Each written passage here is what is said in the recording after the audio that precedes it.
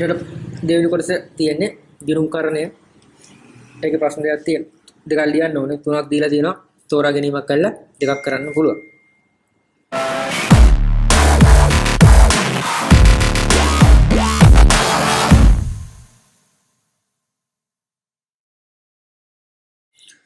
පළවෙනි එක වගකීමක් කියන්නේ මොකක්ද කියලා අහලා තියෙනවා. සාමාන්‍ය වගකීමක් කියලා කියන්නේ අපි සාමාන්‍ය වගකීමක් කියලා කියන්නේ අතීත ගනුදෙනුවක ඒ කියන්නේ අතීතයේ වෙච්ච ගනුදෙනුවක ප්‍රතිඵලයක් විදිහට තමයි මේක ඇති වෙන්නේ. නමුත් මේක එහෙම නැත්නම් මේක නිර්වුල් කරන්න අනාගතයේදී එහෙම නැත්නම් වර්තමානයේදී ව්‍යාපාරයෙන් සම්පත් පිටතට ගලා යාමක් යනවා. සරල උදාහරණයක් ගත්තොත් අපි ණයට භාණ්ඩ තෝගයක් ගන්නවා. එතන අපිට ණය ගැතියෙක් වෙනවා අපිට ණය හිමියෙක් ඉන්නවා. අපිට යාගේ ණය හිමියෙක් වෙනවා කියන්නේ අපි අතීතයේ තමයි යාගෙන් භාණ්ඩ ණයට ගත්තේ. නමුත් වර්තමානයේ හෝ අනාගතයේදී ඒ ණය ලිහිල් කරන්න, එයාව නිර්වෝල් කරන්න අපිට ව්‍යාපාරයෙන් සම්පත් එළියට යන්න වෙනවා. ව්‍යාපාරයෙන් සම්පත් එළියට යනවා කියන්නේ ව්යාපාරයෙන් මුදල් ගෙවන්න වෙනවා. ඒක තමයි වගකීමක් කියලා කියන්නේ.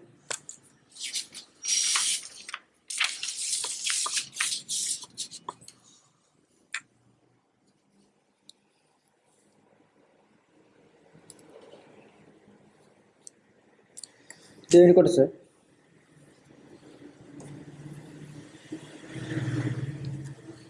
පහේ එකේ අයන්න. අතීත ගනුදෙනුවක හෝ සිදුවීමක ප්‍රතිඵලයක් ලෙස ඇතිවෙන. අතීත ගනුදෙනුවක හෝ සිදුවීමක ප්‍රතිඵලයක් ලෙස ඇතිවෙන. අතීත ගනුදෙනුවක හෝ සිදුවීමක ප්‍රතිඵලයක් ලෙස ඇතිවෙන.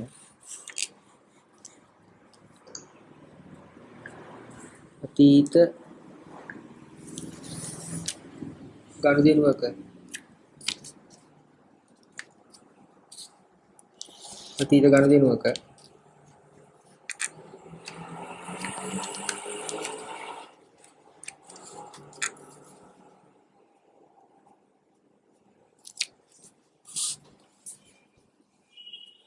හෝ සිදුවීමක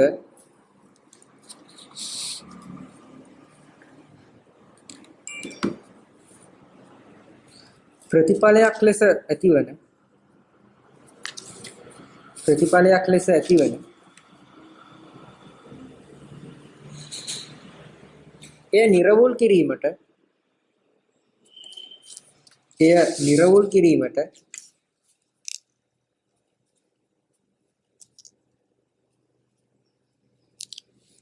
වර්තමානයේ ඒ නිර්වුල් කිරීමට ව්‍යාපාරයේ සම්පත් පිටතට ගලා යන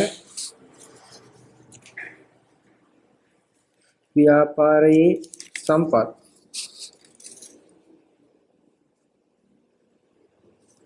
පිටතට ගලා යන වර්තමානයේ බැඳීම සම්පත් පිටතට ගලා යන වර්තමානයේ පවතින බැඳීම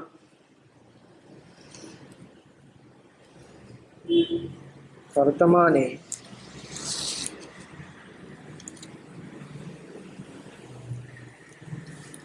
පවතින බැඳීමකි. උදාහරණයක් අපි ණයට භාණ්ඩ තෝගයක් මෙල්ල ගත්තා. අපි අතීතයේ හරි දිච්ච දෙයක්. නමුත් ඒක අපි දැන් වර්තමානයේ බැඳීමක් කියනවා අපි. ඒක ගෙවන්න ඕනි කියන එක. ඒක තමයි සරලවම වගකීමක් කියලා කියන්නේ.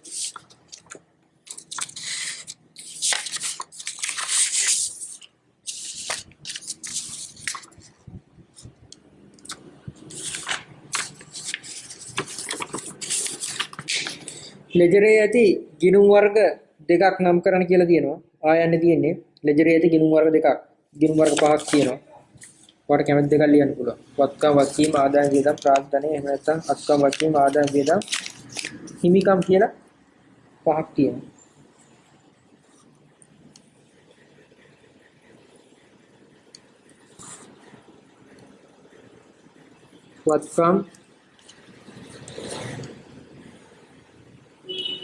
වත්කම් ගිණුම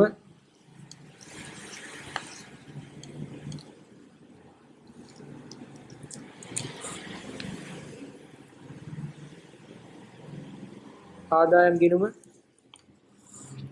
වගකීම් හිමිකම්. ඔන්න එකේ ගිණුම් පහම තියෙනවා. වත්කම්, ආදායම්, වගකීම්, හිමිකම්,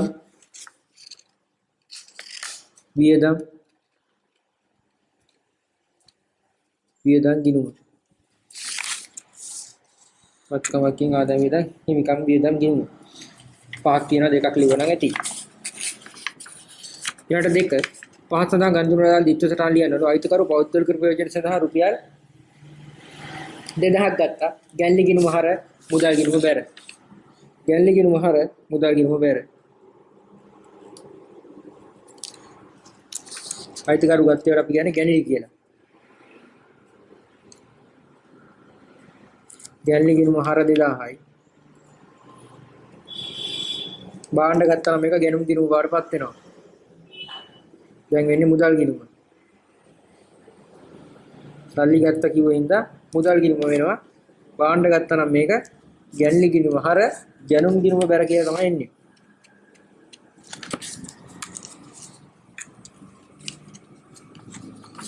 ව්‍යාපාරයේ ප්‍රයෝජන සඳහා ඔටෝ ට්‍රේඩින් වෙතින් රුපියල් ලක්ෂ 5ක් වටිනා මෝටර රථයක් ණයට ගත්තා. ඒ කියන්නේ ව්‍යාපාරයේ කටයුතු වලට මේක ගත්තේ. මේකේන දාන්නේ මෝටර රථ ගිණුම හර ඔටෝ ට්‍රේඩර්ස් ගිණුම බැර. ණය ගැතියෙක් බවටපත් වෙන ඔටෝ ට්‍රේඩර්ස්. ණය ගැතියෙක් බවටපත් වෙනවා ඔටෝ ට්‍රේඩර්ස්. මෝටර රථ ගිණුම හර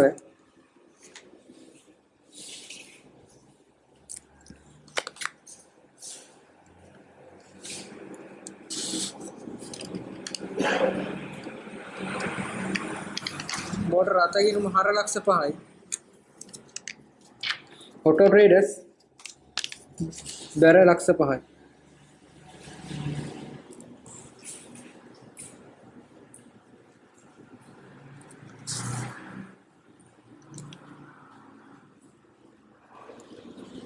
ऑटो ट्रेडर्स बेरे लक्ष्य पाई ඊළඟට තියෙනවා තුන්වෙනි කොටස ව්‍යාපාරයක 2017 1 දිනට වත්කම් හිමිකම් වගකීම් ශේෂ ජනවාරි මාසයේ පළමු සතිය තුලදී සිදු වූ ගනුදෙනු ගෙවුම් කරන සමීකරණ යටතේ සටහන් කර තිබූ ආකාරය අපිට කියන එක එක ගනුදෙනුව අගයන් සහිතව ලියන්නලු මේ එක එක ගනුදෙනුව මොකක්ද උනේ කියලා අගයන් සහිතව ලියන්නලු පළවෙනි එක රුපියල් 25000කින් මුදල් වැඩි වෙලා තියෙනවා බැංකු ණයත් 25000කින් වැඩි වෙලා තියෙනවා එහෙනම් ව්‍යාපාරයට 25000ක බැංකු ණයක් ගන්න නැති ඒක තමයි වෙලා තියෙන්නේ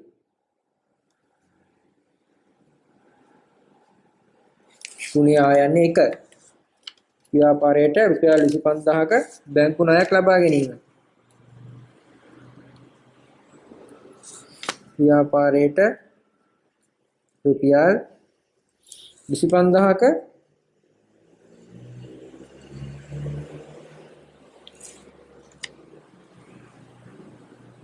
බැංකු ණය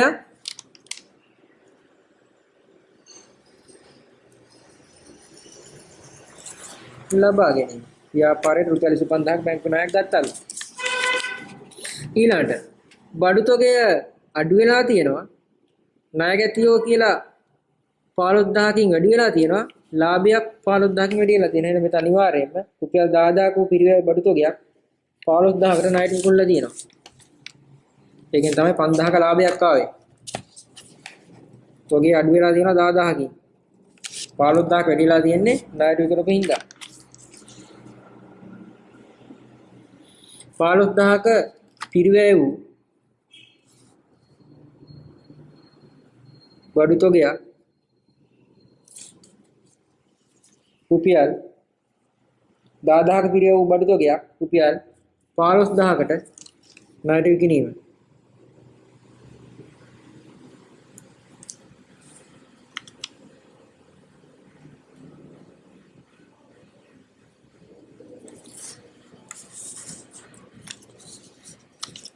රුපියල් 15000කට ණයට විකිණීම.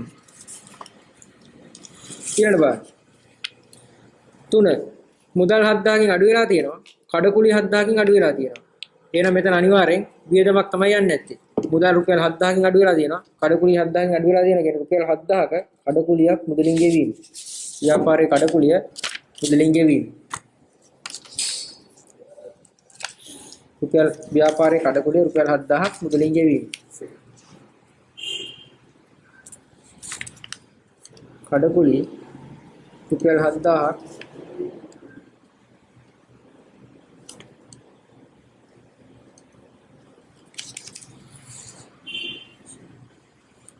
මුදලින් ගෙවීම. ඊළඟ මොකද වෙලා තියෙන්නේ බලමු. 6000ක් සල්ලි අඩු වෙලා තියෙනවා. 6000ක් ණයනු අඩු වෙලා තියෙනවා. එහෙනම් ණය හිමියන්ට රුපියල් 6000ක් ගෙවන්නේ. සල්ලිත් අඩු වෙලා වගකීමකුත් අඩු වෙලා. එහෙනම් ණය හිමියන්ට රුපියල් 6000ක් ගෙවන එක තමයි මෙතන වෙලා ඇත්තේ. ණය හිමියන්ට මුදලින් රුපියල් 6000ක් ගෙවීම. සල්ලි 6000ක් අඩු වුණා. ණය හිමියන්ට අඩු වුණා. වගකීමක් අඩු වුණා. ණය හිමියන්ට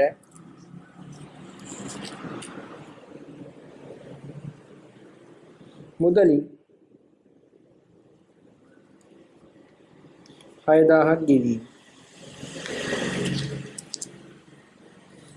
ඊට කියනවා සතිය තුලදී මුළු වත්කම් හා මුළු වගකීම් වැඩිවීම හෝ අඩුවීම වෙන වෙනම ලියා දක්වන්න. අපිට පුළුවන් මෙතනම ගන්න මේක බලන්න.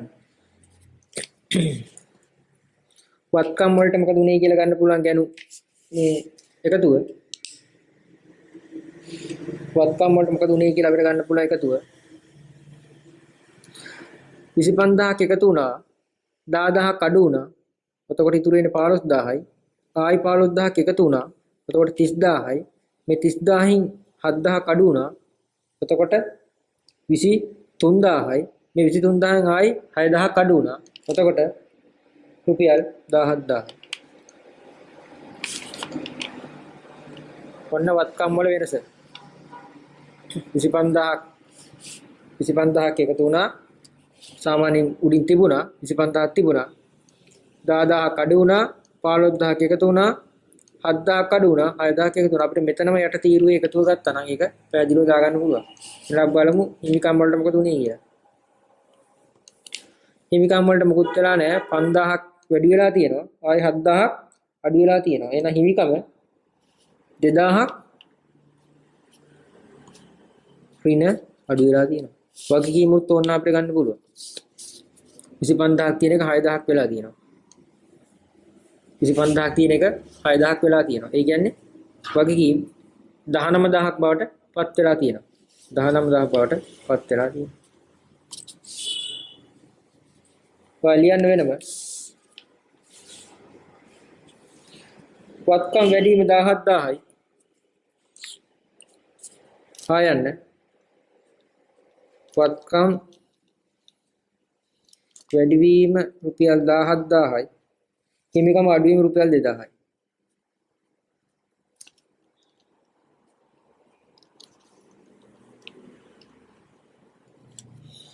හිමිකම අඩු වීම රුපියල් 2000යි. ඊට 4 ව්‍යාපාරයේ 2017 මැයි මාසයේ සඳහා පිළියෙල කළ ගැනුම් ජනලය හා විකුණුම් ජනලය දීලා තියෙනවා. ඊට ගැනුම් ජනලය හා විකුණුම් ජනලය 2017 මැයි 31 දිනට සම්පූර්ණ කරන්නලු. ඊට ගැනුම් ජනලය විකුණුම් ජනලය ගනුදෙනු ලෙජර් ගිණුම් වලට පිටපත් කරන්නලු.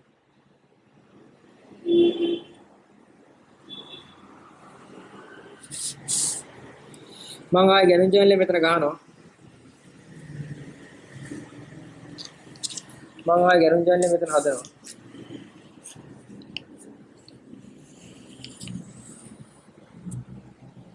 ලොකු දෙයක් නැහැ. මෙතන දිනේ ඉන්වොයිස් අංකය ලෙජර් පිටුව වටිනාකම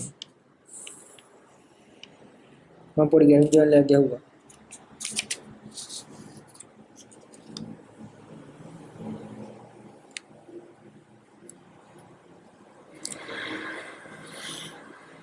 මම මෙතන දිනේ දානවා 2017 5 10 17 5 10 මෙතන ඉන්වොයිස් අංකය මෙතන ඉන්වොයිස් අංකය 0.5 සපයම් කරුණාලක ඒකත් මෙතනම දානවා.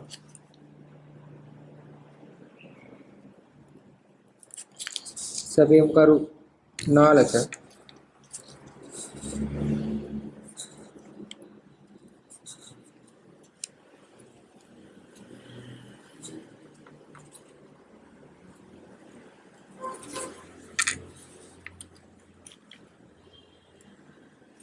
4000යි.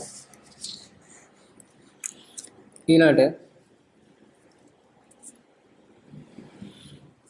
2017 5යි 18 ඉන්දෝසි අංකය 1008 වාසනා 15000යි. 5යි 31 ගැනුම් ගිණුමට හර කරා කියලා ලියලා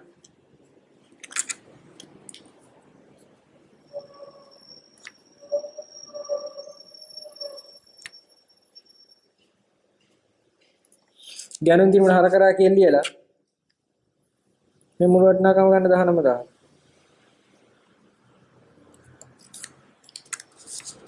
එච්චරයි තියෙන්නේ. එකතු ගන්න එක විතරයි. ඊළඟ එකත් එහෙමයි.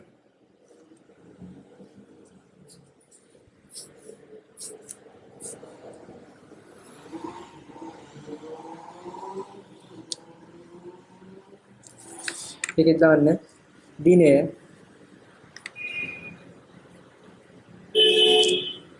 ඉන්වොයිස් අංකය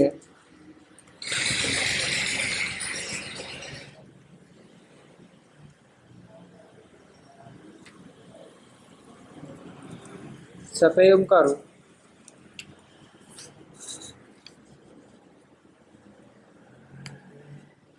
වටිනාකම ලෙජර් පිටුව මම උඩින් නම ලියනවා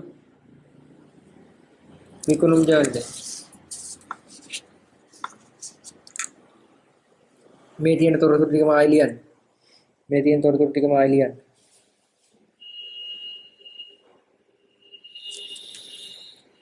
17 5යි 12 326යි මදාරා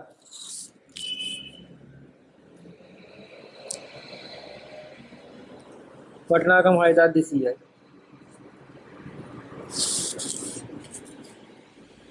2017 5යි 18 327 විමාන රුපියල් 3000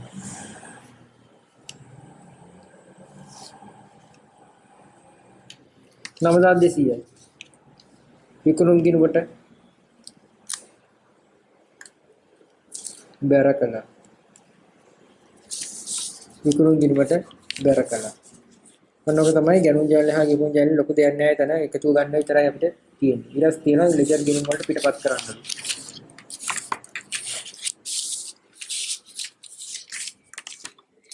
ලෙජර් ගිණුම් වලට පිටපත් කරන්න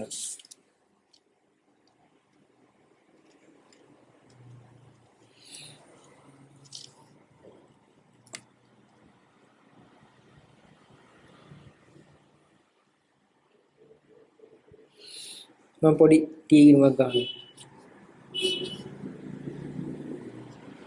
ඒක මම නම් කරනවා ගැනුම් ගිණුම කියලා ඒක මම නම් කරනවා ගැනුම් ගිණුම කියලා 5යි 31 නාහිමි ගිණියම්ගෙන් එනවා 19800ක් නාහිමියන්ගෙන් එනවා 18800ක් ඒක තමයි ගැනුම් ගිණුමට එන්නේ ඊළඟට මම ඒක ලෙජර් ගේම් ටිකක් ගහගෙන යන්න ඊළඟට ඉන්න නාලක ගිණුම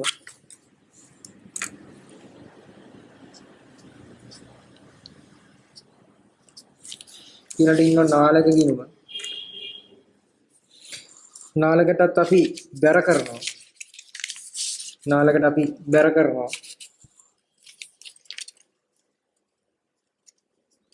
5යි 10 ගැනුම් කියලා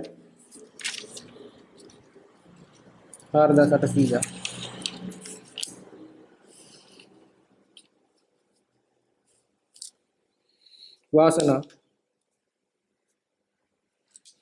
වාසනාවටත් බැර කරනවා 5යි 18 ගැනුම් කියලා 15000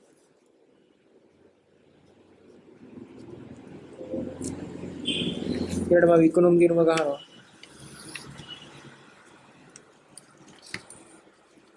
ඊළඟට මම විකුණුම් ගිණුම ගහනවා. විකුණුම් ගිණුමට මම බැර කරනවා. විකුණුම් ගිණුමට බැර කරනවා. වාසිය අවසානයේදී විකුණුම් ගිණුමට එන්නේ 5.31 නායක තියන්නේ.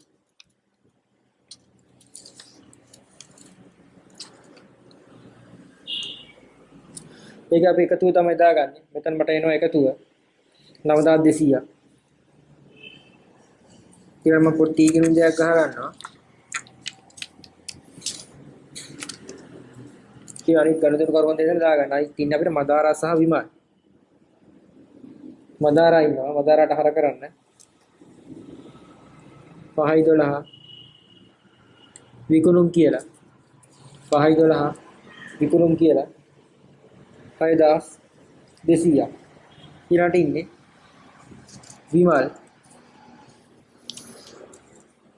ඊළඟට තියෙන්නේ විමල්ගේ ගිණුම.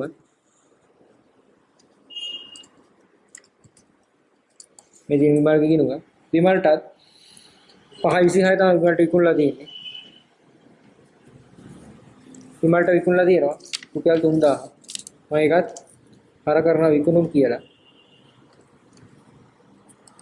හර කරනවා විකුණුම් කියලා රුපියල් 3000. මේ ගිණුම් තුලනය කිරීමක් අවශ්‍ය වෙන්නේ නැහැ. සාමාන්‍ය කටුවට මෙයාගේ ටී ගිණුම් 6ක් ගැව්වනම් ඇති ලකුණු දෙකක් වගේ ප්‍රමාණයක් ඉඳලා. මේ තමයි ගිණුම් ටික එන්නේ. ගැනුම් ගිණුම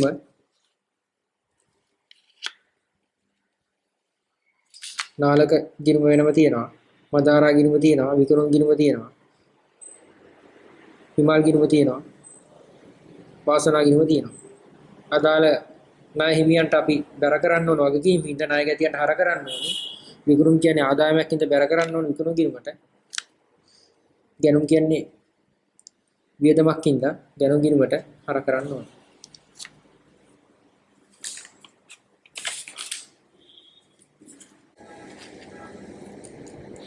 හයර ප්‍රශ්නේ පළවෙනි කොටස අයන්නේ අහනවා නිෂ්පාදන පිරිවැයේ මූලිකාංග නම් කරන්න. දැන් නිෂ්පාදන පිරිවැය කියන එක හැදෙන්නේ ප්‍රාථමික පිරිවැය හා ඍජු පිරිවැය ප්‍රාථමික පිරිවැය සහ නිෂ්පාදන පොදුකාර්ය පිරිවැය කියන දෙකේ එකතුවෙන් තමයි මේ මුළු පිරිවැයක් කියන දේ හැදෙන්නේ. අපි ඒක ලියමු. ප්‍රාථමික පිරිවැය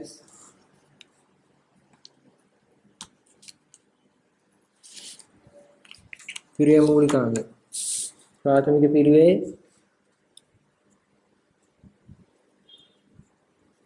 හා නිෂ්පාදන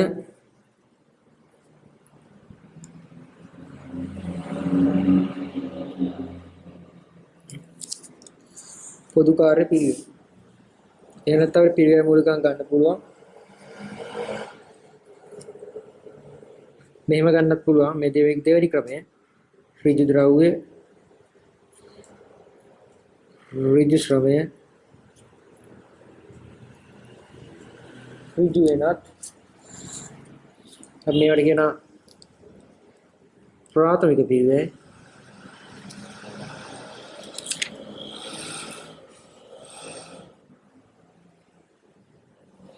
මේකට අපි කියනවා වක්‍ර ද්‍රව්‍ය වක්‍ර ශ්‍රමය වක්‍ර වෙනත් මේකට අපි කියනවා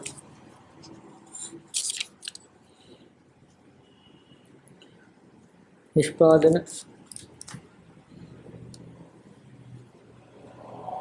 පොදු කාර්ය පිරිවැය. ගිණුම් කරණයේ වැරදි සිදුවන අවස්ථා දෙකක් ලියන්න කියලා තියෙනවා. ගිණුම් කරණයේ වැරදි සිදුවන අවස්ථා දෙකක් ලියන්න කියලා තියෙනවා. එකක් පුළුවන් අපිට ලෙජර් ගිණුම් තුලනය කිරීමේදී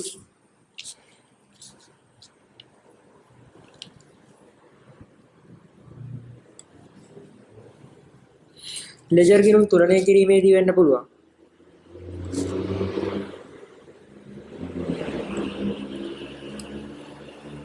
ලෙජර් ගිණුම් පුළුවන් මූලික පොත්වල ගනුදෙනු සටහන් කිරීමේදී පුළුවන් ලෙජර් ගෙනුම්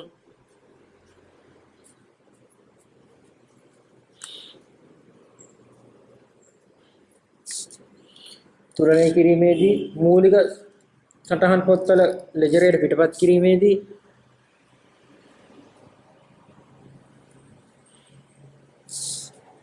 මූලික පොත්වලින්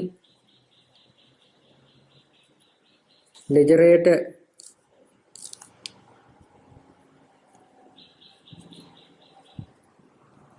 පිටපත්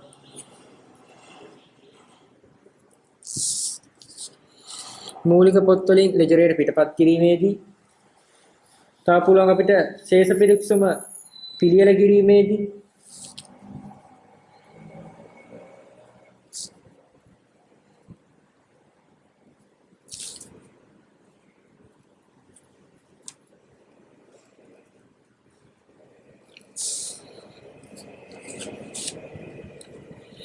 අපිට ඊට පස්සේ බ්ලොග් ගාන නිෂ්පාදනය කරන ශක්ති ව්‍යාපාරයේ 2017 තොරතුරු ටිකක් දීලා අගෝස්තු මාසයේදී නිෂ්පාදනය කළ බ්ලොග් ගාල් ගණන අහනවා.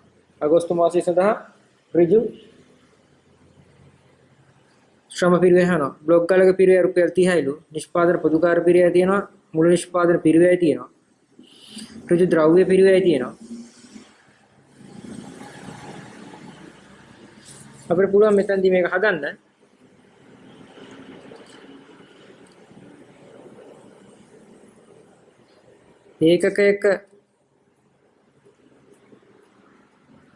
ඒකකයක පිරිවැය හොයන්න පුළුවන්.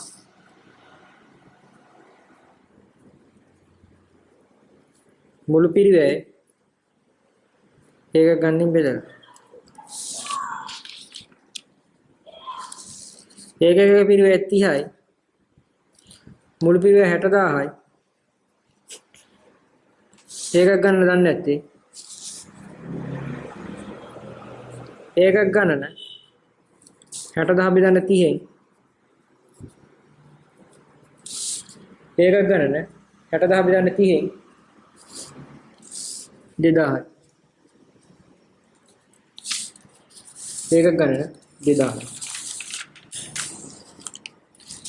අපි මේ ඒකකයේ පිරිය මුළු පිරිය බෙදීම ඒකක් ගන්න කියන සූත්‍රයෙන් තමයි ගත්තේ. ඊළඟට කියනවා අගෝස්තු මාසයේ සඳහා ඍජු ශ්‍රම පිරිවැය කීයද කියලා අහනවා. ඍජු ද්‍රව්‍ය පිරිවැය තියෙනවා, ඍජු වෙනත් පිරිවැය තියෙනවා. නිෂ්පාදන පොදුකාර පිරිවැය දීලා තියෙනවා. අපිට මේක ගන්න පුළුවන් මෙහෙම.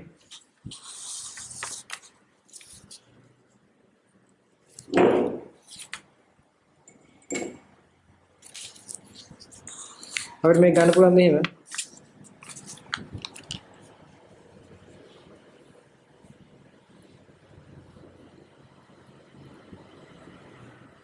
प्राथमिक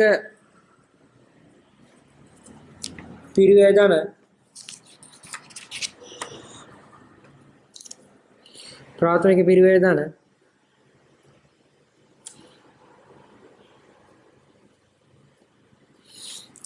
නිෂ්පාදන පොදු කාර්ය පිරිවැය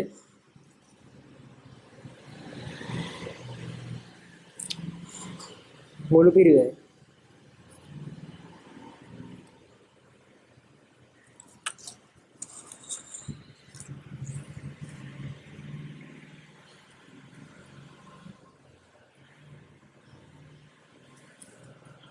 නිෂ්පාදන පොදු කාර්ය පිරිවැය 20000යි.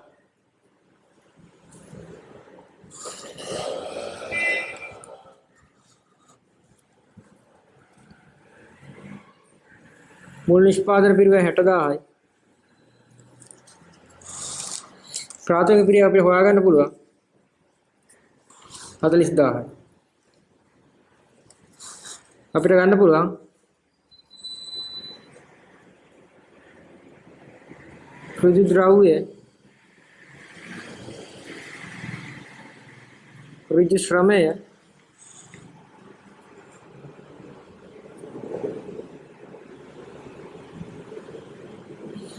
ඍජු වෙන ඍජු ද්‍රව්‍ය 15000යි. ඍජු ශ්‍රමය දන්නේ ඍජු වේදන් 10000යි. මේ ටික එකතුව 40000යි. ඒ කියන්නේ මේ දින ප්‍රාථමික පිරිවේ. එහෙනම් ඍජු ශ්‍රමය කියන්නේ මේ පරි සමීකරණය සුළු කරලා දින්නේ 25000යි 40000 25000 කඩු වුණාම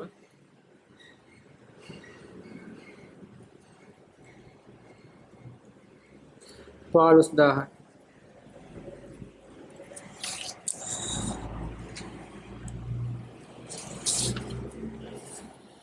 ගිණුම් කරන විච වැරදි ටිකක් දීලා තියෙනවා. ශේෂ පුරුක්ෂ වල බලපාන වැරදි සහ බල නොපාන වැරදි වෙන වෙනම ලියන්න ඕන. ණයට විකුණු 4500ක් විකුණුම්ජාලයේ සටහන් කර ඇත්තේ 5400ක් විදිහටයි. ණයට විකුණු 4500ක් විකුණුම්ජාලයේ සටහන් කර ඇත්තේ 4500ක් විදිහටලු.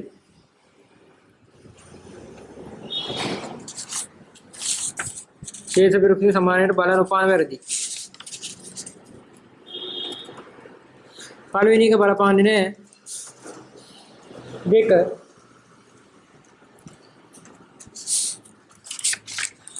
අපි එකට මෙහෙම ලියමු.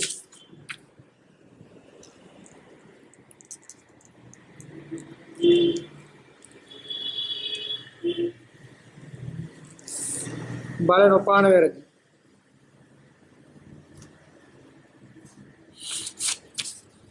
ඒ බලපාන්නේ නැහැ.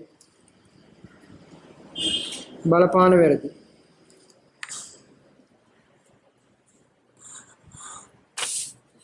B ගෙවූ වරිපණන් ගාස්තු රුපියල් 1200 සටහන් කර ඇත්තේ මුදල් ගෙවීමේ පමණයි. එහෙනම් ඒක බලපානවා වෙනසක් වෙනවා.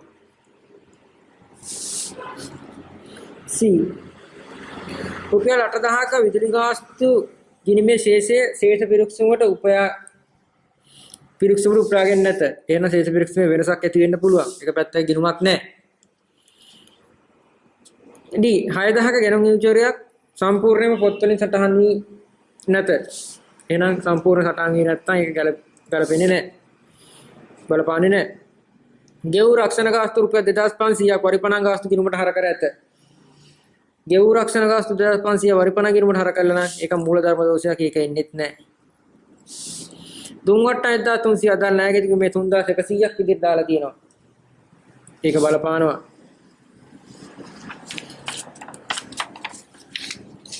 4 පහක් දැක්කන්නේ 2017 සැප්තැම්බර් මාසෙන්දා පිළිවෙල බැංකු ගිණුම හා බැංකු වෙනත ප්‍රකාශනයයි.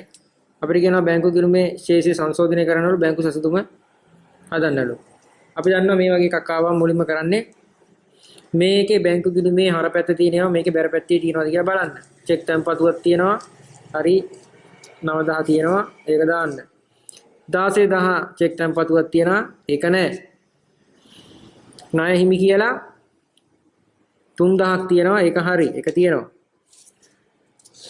කඩකුලී කියලා 4000ක් තියෙනවා. ඒකක් තියෙනවා. 20000ක් තියෙනවා ගැනුම් කියලා. ඒක නැහැ. 16500ක් තියෙනවා ශේෂය. එච්චරයි. මේකේ තව තියෙනවා වැඩිපුර 5000ක් සහ 8000ක්. අපි මේක බැංකු ගිණුමේ ශේෂය සංශෝධනය කරමු.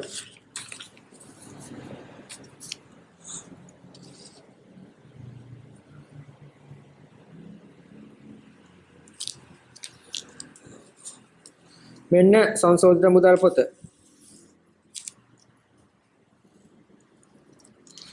මම ගන්නවා සංශෝධන මුදල් පොත.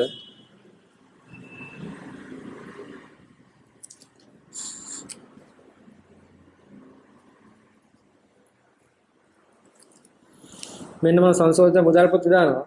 මම මේකට ශේෂය දා ගන්නවා. ගාන දීලා තියෙන ශේෂයම සංශෝධන මුදල් පොතේ දා ගන්නවා 16500 කියලා. ශේෂය ඉදිරියට ගෙන 16500 කියලා මම ගෙන අපි එක දා ගන්නවා. ඊළඟට මට තියෙන්නේ මේකේ බැංකු ප්‍රකාශනයේ සඳහන් වෙලා නැති මම මේ ටික් කරගත්තු ඒවා මේකේ බැර පැත්තේ තියෙන ඒවා හර පැත්තටත් මේකේ හර පැත්තේ තියෙනවා බැර පැත්තටත් දාන්න. මේක එකක් තියෙනවා ඍජු පේෂණ රුපියල් 8000ක් මම ඒක දානවා.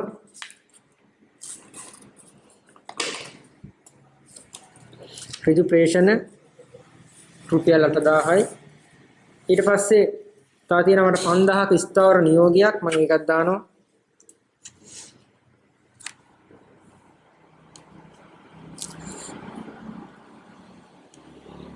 එච්චරයි. ඊට පස්සේ මට තියෙන ගෙවුම තුලණය කරගන්න. මේකේ තියෙනවා 16500 8000 එකතුව 24500ක් කියලා.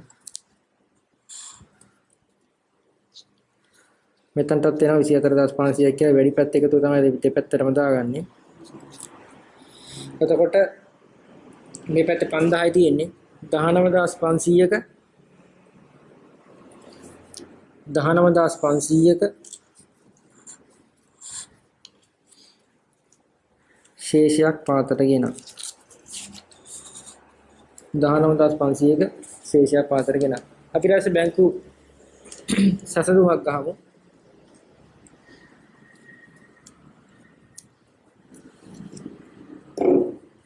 බැංකු සසඳුමක් ගහමු අපි.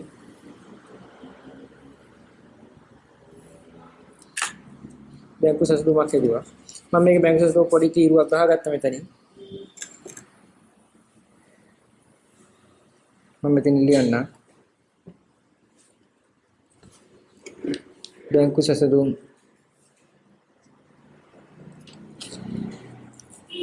විස්තරය කියලා මම මෙතන ලිව්වා. දැන් මට තියෙන්නේ අර අපි හදාගත්ත බැංකු ගිණුමේ මම ඔයා ටික් කරගත්ත නැති ටික මම නැති ටික් කරගත්තා. චෙක් ටැම්පතු කියලා මම දාලා තියෙනවා ටික් එකක්. නමුත් මේ ටැම්පත් කරාට මේක නිෂ්කාශනය වෙලා නැහැ. මම මේව අඩු කරනවා. මම මෙතනින් මුලින්ම දානවා සංශෝධිත මුදල් පොත අනුව ශේෂය.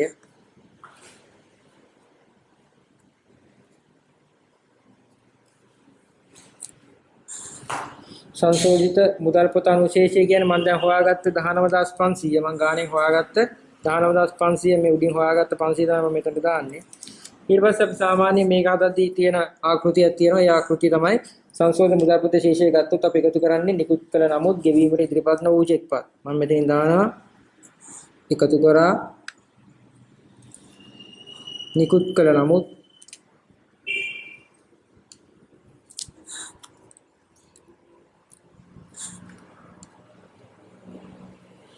ගෙවීමට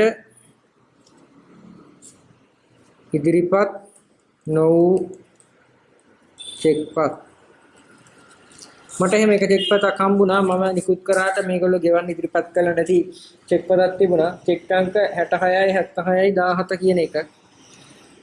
රුපියල් 20000ක්. 66යි 76යි 17 කියන අංකේ දරන රුපියල් 20000ක චෙක්පතක්.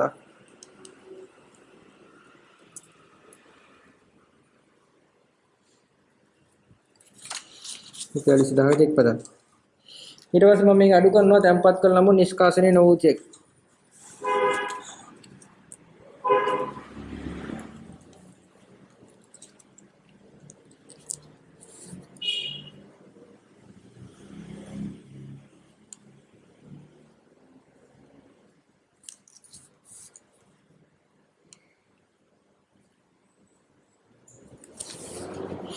තැම්පත් කළ නමුත් නිෂ්කාශනය නොවූ චෙක්පත් තියෙන්නේ 16000යි. මම අර මුදල් පොතේ හර පැත්තේ ටික් කරගත්තේ නැති ඒවා.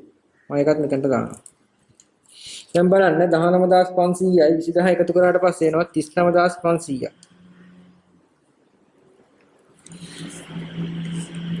මේ 39500ෙන් 16000ක් අපි ආයෙ අඩු කරනවා. එතකොට එනවා ශේෂය 23500. මෙන්න බැංකු ප්‍රකාශනය අනුව ශේෂය.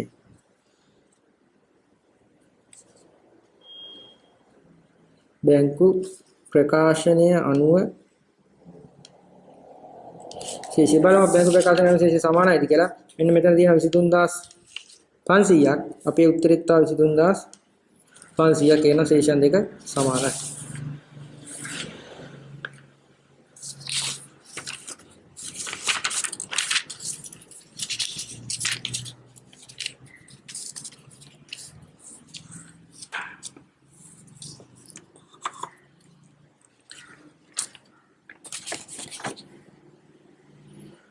හරි. ප්‍රශ්නක 7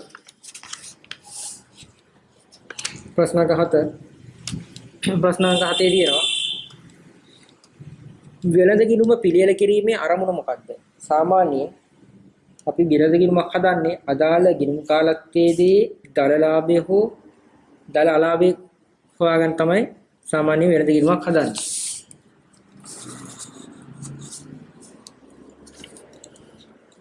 මේක ලියන්න. අදාළ ගිණුම් කාල පරිච්ඡේදයේ අදාළ ගිණුම් කාල පරිච්ඡේදයේ දල ලාභය හෝ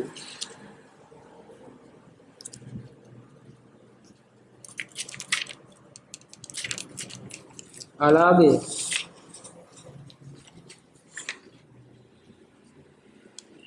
ගණනය කිරීමට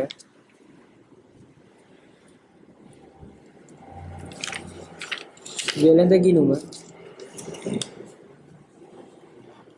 පිළියෙල කරයි. අදාළ කාලච්ඡේදය අවසරක් හරි මාස 3ක් හරි මාස 6ක් හරි අදාළ කාලච්ඡේදයට අපිට උනි දලලාභය හෝ අලාභය හොයාගන්න තමයි අපි මේ වෙළඳ ගිණුමක් දාන්නේ. උපචිත වේදන් ගිණුම්ගත කිරීමට අදාළ විත්සටහන. උපචිත වේදන් කියලා කියන්නේ වේදමක්. වේදමක් නම් අපි ඒක හර කරනවා. අදාළ වේදන් ගිණුම හර උපචිත වේදන් ගිණුම බැර. විත්සටහන තමයි අදාළ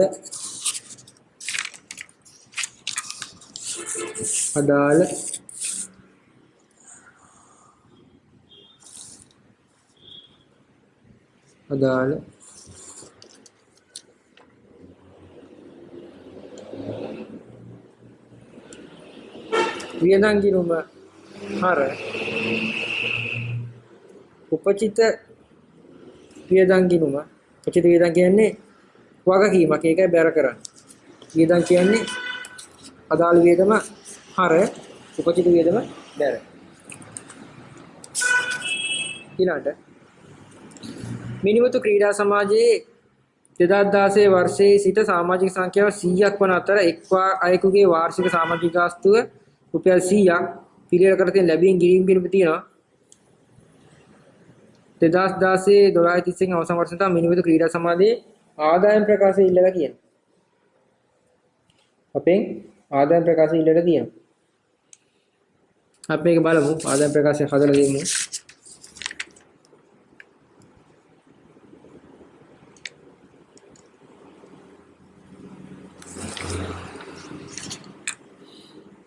අපි මේක බලමු සමාජික මුදල් ආදායම කොච්චරද කියලා. සමාජික සංඛ්‍යාව 100යි. මම පොඩ්ඩක් පෙර වැඩක් වගේ මේක හදනවා.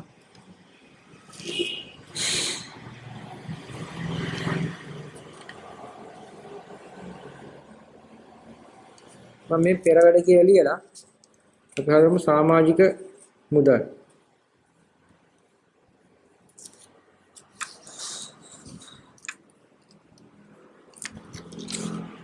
सामाजिक मुद्रा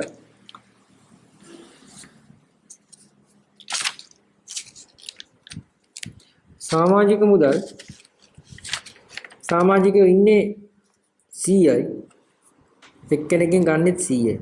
කියලා දාදා. තමන් හදන පොඩි ආදායම් ප්‍රකාශයක්.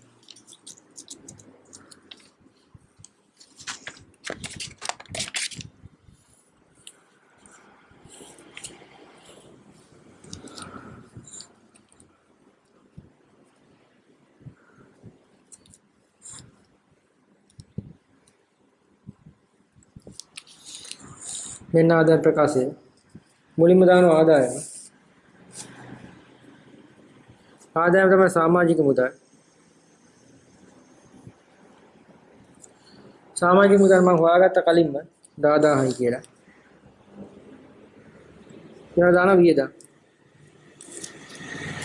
වියදම් අපිට ගන්න පුළුවන්. ක්‍රීඩාගාර වියදම් මේ අපි දෙන්නේ අයබාර වියදම් විතරයි ප්‍රාග්ධන වියදම් ගන්නෑ. ක්‍රීඩා භාර වියදම් සහ ක්‍රීඩා උපදේශක ගාස්තු තමයි තියෙන්නේ මෙතන. ගාන දීලා තියෙනවා.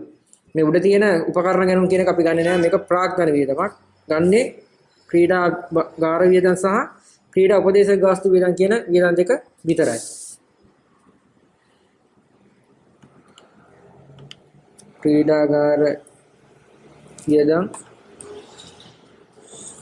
ක්‍රීඩාගාර වියදම් රුපියල් 8000යි. ක්‍රීඩාගාර වියදම් රුපියල් 8000යි. උපදේශක ගාස්තු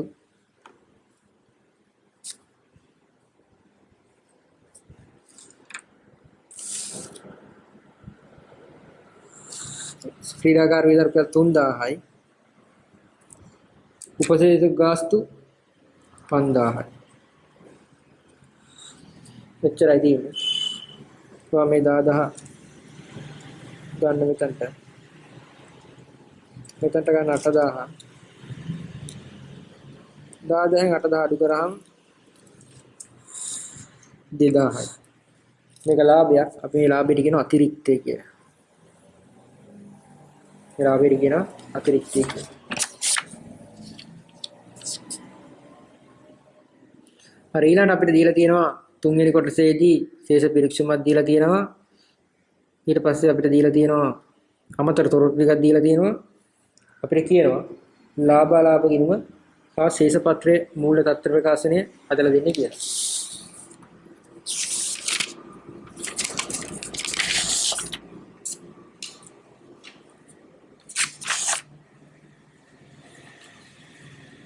මම කලින් වගේ මේකේ ලාභාලාභ ගිණුමක් ආකෘතියක් ඉස්සෙල්ලා අඳ ගන්නවා. මේ තුන්වෙනි කොටස මම මේකට ආකෘතියක් අඳ ගන්නවා.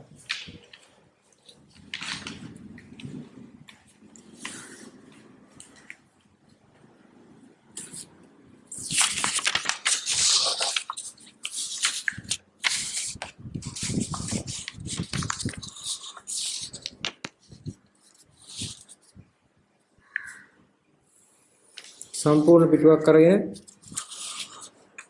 අදාළ ආකෘතිය අඳිනවා.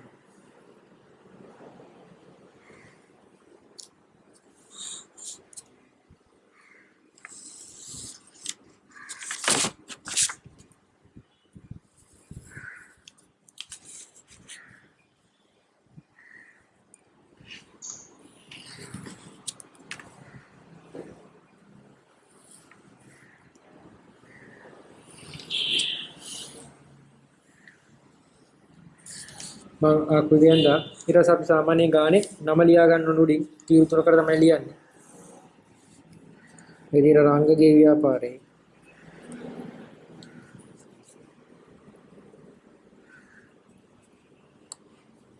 ඊළඟේ 2016 12යි 31 දිනෙන් අවසන් වර්ෂය සඳහා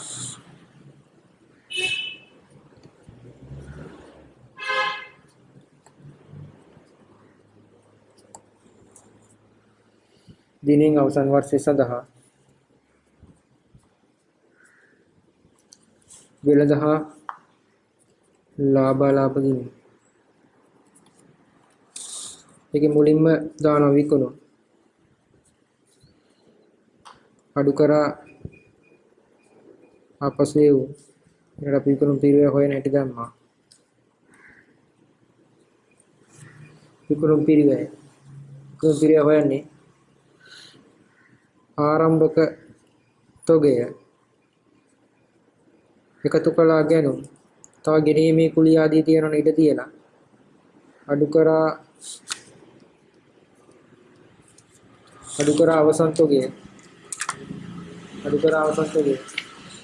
කියන උත්තරේට අපි කියනවා දලලාභ කියන උත්තරේ දලලාභ. ඊළඟට ආදායම්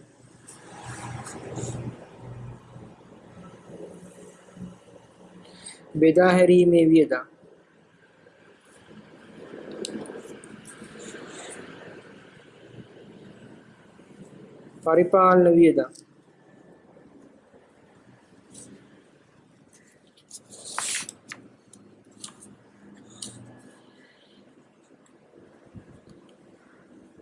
පරිපාලන වියදම් මූල්‍ය